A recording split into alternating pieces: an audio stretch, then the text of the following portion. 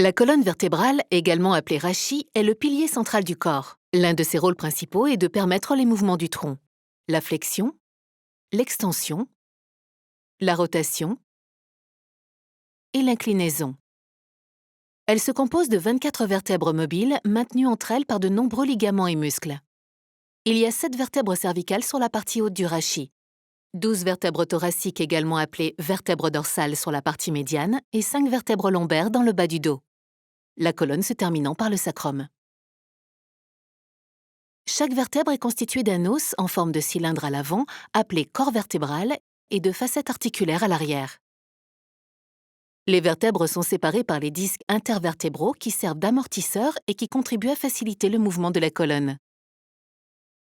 Chaque segment est nommé par sa vertèbre supérieure et inférieure, par exemple le segment C6-C7 ou le segment L4-L5. Les os de la colonne vertébrale entourent et protègent la moelle épinière, qui passe derrière les corps vertébraux dans le canal médulaire situé entre le cou et la région lombaire. Les nerfs se ramifient depuis ce canal médulaire jusqu'aux extrémités des membres. À chaque segment, les racines du nerf rachidien sortent de la colonne vertébrale par des ouvertures appelées foramen vertébraux. Tout endommagement d'un des éléments, disque, vertèbre, nerf ou muscle, peut déclencher des symptômes douloureux. Le plus connu de ces symptômes est le lumbago, une douleur musculaire qui peut survenir lors d'un effort intense ou d'un mauvais mouvement brutal. Les disques intervertébraux peuvent dégénérer au fil du temps et devenir une source de douleur. C'est ce que l'on appelle une maladie dégénérative du disque. Le noyau interne souple du disque peut sortir de son emplacement, c'est ce que l'on appelle une hernie discale.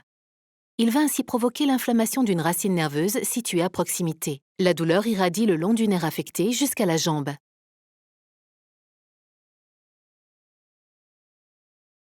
Ceci peut également se produire au niveau des cervicales, donnant des symptômes identiques dans le bras le long du nerf touché. Cette pathologie est appelée névralgie cervico-brachiale ou, pour la jambe, une sciatique.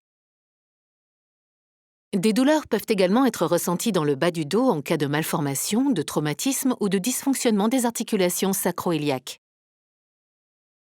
Enfin, sous le sacrum se situe le coccyx qui se compose de plusieurs petits os. Tout dommage causé à cette zone peut également entraîner des symptômes douloureux.